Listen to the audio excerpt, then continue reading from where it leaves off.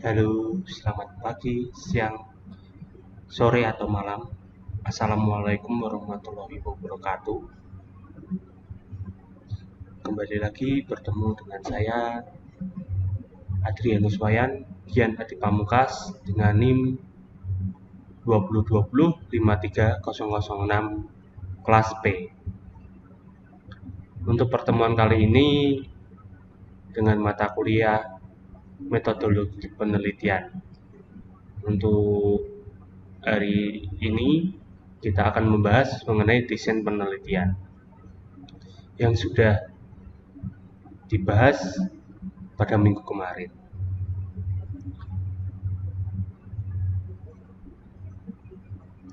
Tipe-tipe desain penelitian. Ada beberapa terminologi antara metode penelitian dengan metodologi penelitian yang hingga saat ini masih banyak orang rancu memahaminya. Metode adalah bagian dari metodologi, baik berupa metode, teknik, prosedur, dan berbagai macam alat atau tools dengan tahap-tahap tertentu dalam suatu penelitian yang disebut dengan metodologi. Metodologi penelitian atau yang bisa disebut dengan desain penelitian yang digunakan untuk penelitian ada berbagai macam. Untuk cara mengkategorisasikan penelitian berdasarkan riset desainnya dibagi berdasarkan 1. Dikotomi penelitian dasar dan 2. adalah penelitian aplikatif. Contoh penelitian dalam sebuah metodologi penelitian yaitu pertama metode pengumpulan data dan kedua yaitu metode pengolahan data. Ini adalah gambar macam-macam desain penelitian. Metodologi penelitian tersebut bisa berupa hasil dari kerangka konseptual dan asumsi yang digunakan dalam penelitian dan bisa juga merupakan elaborasi dari berbagai hasil penelitian. Sebagai contoh, dalam analisis dan perancangan sistem informasi, misalnya SDLC. Pada waktu melakukan planning, kita bisa melakukan teknik wawancara untuk menangkap apa yang dilakukan oleh klien. Kita menggunakan brain chart atau project plan. Kedua, menggunakan template tertentu untuk menuliskan apa yang menjadi bisnisnya, yaitu constraint. Pada tahapan analisis mengcapture functional requirement dan non-functional requirement. Berikut ada beberapa desain penelitian yang bisa kita pilih sesuai dengan penelitian yang ingin kita lakukan.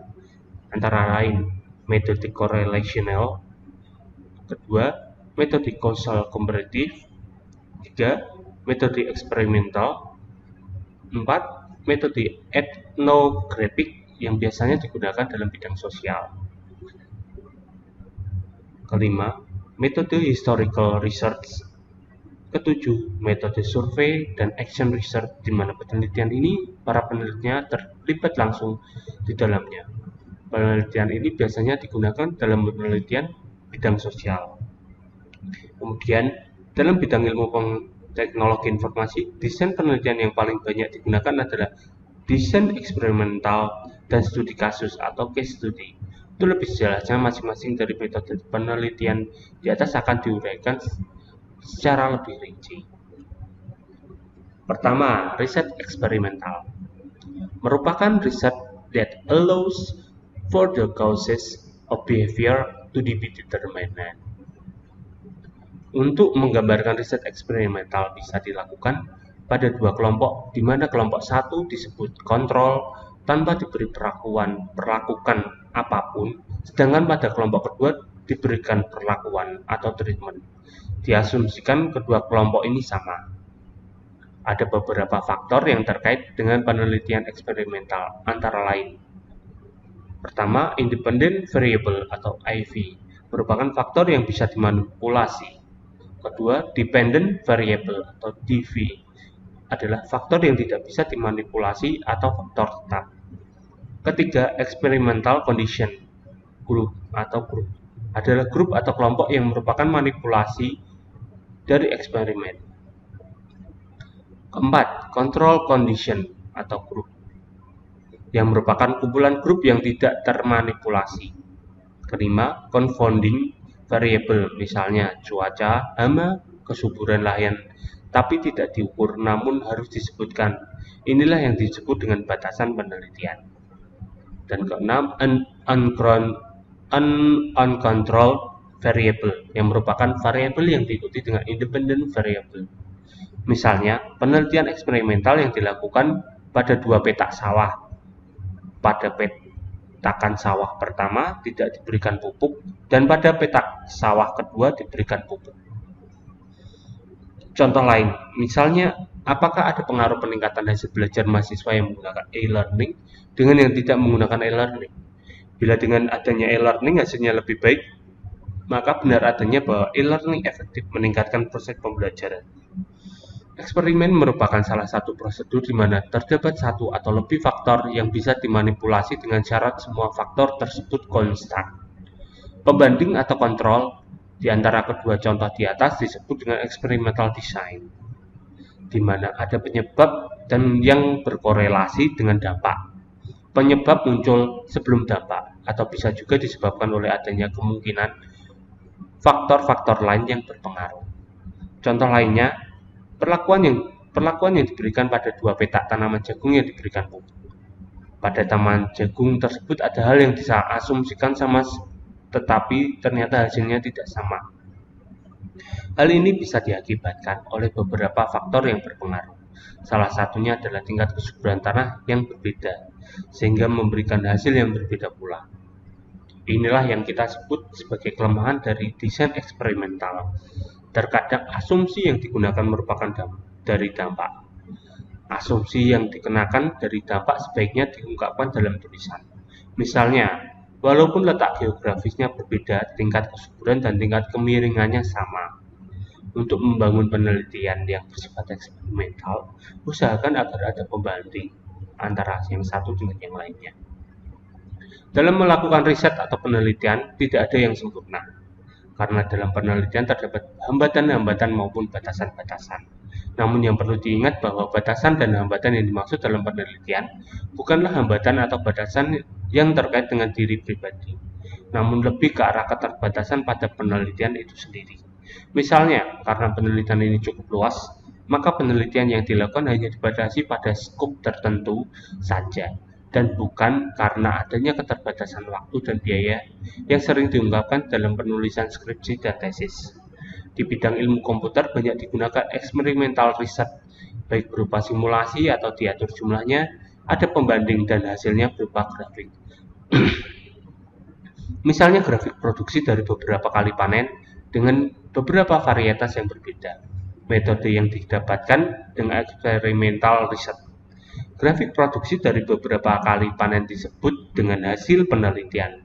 Metode dengan mendapatkan ini disebut dengan metode eksperimental. Sedangkan pada penelitian di bidang teknologi informasi juga sering digunakan penelitian eksperimental baik berupa case study maupun penelitian survei. Dalam desain eksperimental juga terdapat hubungan sebab akibat. Hubungan sebab akibat ini terjadi jika dampaknya merupakan efek dari korelasi. Dampaknya menimbulkan efek dan juga kita bisa mencari penjelasan dari hubungan sebab akibat. Misalnya untuk melihat hubungan sebab akibat antara sistem pembelajaran yang menggunakan e-learning dengan yang tidak menggunakan e-learning. Dalam penelitian eksperimental ada yang disebut independent variable atau faktor yang dimanipulasi, dan dependent variable atau faktor yang diukur. Misalnya dua petak jagung, di mana perlakuan yang diberikan berupa pemupukan, sedangkan yang ingin diukur adalah produksi jagung setelah panen. Pada faktor yang dimanipulasi atau pemupukan yang kita berikan 4 macam perlakuan, misalnya tanpa pemupukan atau kosong, pemupukan dengan 0,5 kg per hektar, pemupukan dengan 1 kg per hektar, dan pemupukan 1,5 kg per hektar. Kita dapatkan hasil yang berbeda-beda. Pada saat kita melakukan pemupukan hingga 1,5 kg per hektar, ternyata hasil produksinya menurun. Ini berarti dalam grafik yang kita buat terdapat satu titik yang kita sebut dengan titik optimalisasi atau titik maksimum. Berdasarkan data yang kita dapatkan dapat digambarkan grafik yang berbeda-beda di mana setiap pertambahan satu satuan independen variabel akan menghasilkan grafik yang berbeda. Pada grafik ini, yang menjadi independen variabelnya adalah pemupukan dan dependen variabelnya adalah tingkat produksi yang dihasilkan. Karena pupuk yang diberikan berbeda-beda, maka akan didapatkan hasil yang berbeda juga. Kondisi penelitian eksperimental yang diberikan perlakuan inilah yang kita sebut dengan batasan dari penelitian. 2. Kuasi eksperimental. Kuasi eksperimental juga termasuk dalam experimental research, namun tidak punya kontrol. Kuasi eksperimental dapat diukur setelah adanya perlakuan atau treatment, misalnya pemasaran atau marketing. Kita tidak bisa mengukur bahwa penjualan meningkat karena adanya marketing, karena sejak dulu pun orang sudah melakukan marketing. Jadi sebelum adanya marketing, walaupun kita punya data penjualannya meningkat, pada saat itu belum peningkatan. Itu terjadi karena adanya marketing. Artinya benchmark-nya tidak bisa diklaim pada saat ada marketing. Contoh lain pada investasi information technology atau IT. Untuk membandingkan bagaimana tingkat produktivitas sebelum adanya IT dengan sesudah adanya IT. Berdasarkan data yang dikumpulkan dilihat bagaimana tingkat produktivitasnya. Apakah sebelum ada IT tingkat produktivitasnya pernah mencapai titik maksimal atau tidak. Kemudian juga dilihat bagaimana proses bisnisnya dan lain sebagainya. Biasanya data yang digunakan dalam penelitian ini adalah data kualitatif atau disebut one shot post test. No control group, tidak ada control group, biasanya data-datanya kualitatif. 3. Causal atau comparative research, disebut juga dengan penelitian sebab akibat, yang merupakan salah satu ide berpikir ilmiah untuk menyusun suatu riset metodologi. Penelitian kausal bisa dimasukkan dalam penelitian eksperimen, namun bisa juga dimasukkan dalam bentuk lain, misalnya dalam bentuk comparative research. Independent variable pada penelitian komparatif tidak bisa dimanipulasi dan tidak bisa diberikan perlakuan atau treatment. Penelitian komparatif lebih berfokus pada dampak atau efek yang terjadi dengan cara mencari apa yang menjadi penyebab dari dampak tersebut, serta melihat perbedaan yang terjadi di antara dua grup atau lebih dan berikan penjelasan terhadap perbedaan di antara kedua grup, kelompok atau grup. Misalnya, kenapa perusahaan IT multinasional lebih inovatif daripada perusahaan IT lokal? Untuk memanipulasi data, bisa digunakan berbagai macam cara perhitungan atau uji statistik. Bila interest ingin melihat apakah pada grafik yang didapatkan terdapat perbedaan atau tidak, biasanya dilakukan uji powerful dengan menggunakan uji statistik seperti uji T, uji Z, maupun uji covariance. Bila penelitian yang dilakukan lebih ke arah penelitian deskriptif, maka hasil yang didapatkan berupa grafik sudah cukup untuk memberikan gambaran penelitian. Namun apabila kita ingin mengetahui secara lebih lanjut, secara lebih jauh, apakah grafik tersebut signifikan atau tidak, maka harus diuji dengan statistik. Contohnya untuk melihat hubungan antara faktor produksi atau independent variable dengan tingkat produksi yang dihasilkan atau dependent variable. Dari hasil data yang dikumpulkan dapat terlihat adanya penambahan bagi setiap satu satuan independent variable, berapa pertambahan dependent variable-nya. Berdasarkan grafik yang didapatkan, cari rata-ratanya dan lihat hasilnya. Bila berbeda namun tidak signifikan, mungkin perbedaan itu hanya bersifat kebetulan. Dalam menganalisa penelitian, kita tidak harus selalu menggunakan analisa statistik, namun juga bisa menggunakan analisa lainnya, seperti analisa statistik deskriptif maupun analisa kualitatif dengan menggunakan data-data berupa tabel, grafik, dan model-model. Analisa statistik dan analisa secara kualitatif keduanya saling melengkapi, di mana ada kaidah-kaidah ilmiah yang harus dipenuhi, baik metode, teknik, maupun tools.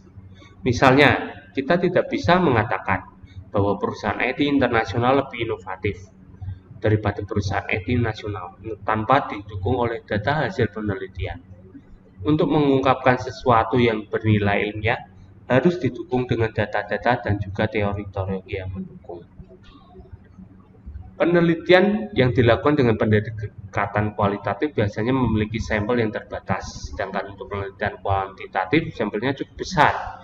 Kombinasi dari keduanya bersifat saling menguatkan. Penelitian yang bersifat kualitatif, kualitas datanya harus reliabel, valid, dan desainnya harus benar. Kualitatif bukan berarti berkualitas. Misalnya kita ingin melihat bagaimana tingkat penjualan IT multinasional dalam 3 tahun terakhir. Bila rata-ratanya menunjukkan hasil yang tidak signifikan, maka perlu diuji lanjut dengan menggunakan statistik, di mana uji Z lebih powerful daripada uji T. Uji statistik ini dilakukan untuk mencari penyebab perbedaan berdasarkan independen dan dependent variabelnya. Misalnya, perusahaan IT internasional lebih inovatif daripada perusahaan IT nasional. Ukur dalam 3 tahun terakhir bagaimana produktivitas, lihat polanya dengan unit yang sama. Kita bandingkan, ini disebut comparative research. Bila rata-rata yang 5.4 dan 5.5, 5.0 dengan sampel masing-masing 10, belum tentu yang 5.4 signifikan daripada 5.0. Mesti diuji dulu dengan uji secara statistik. Pada eksperimental desain, kita bisa memanipulasi independen variabelnya. Bila pada tabelnya terlihat hasil yang berbeda secara signifikan, maka perlu diuji dengan statistik. Apa penyebab dari meningkatnya produktivitas dari perusahaan ini? Kesimpulan yang harus diambil adalah bahwa kegagalan IT mungkin terjadi karena tidak adanya peran atau komitmen dari pihak top manajemen.